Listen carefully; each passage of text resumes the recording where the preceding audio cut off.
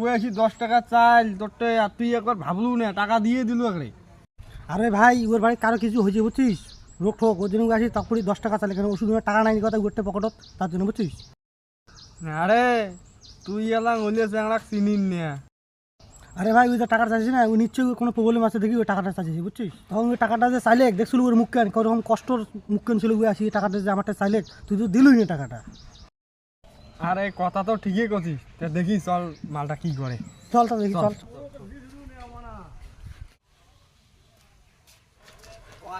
দেখছিস দেখ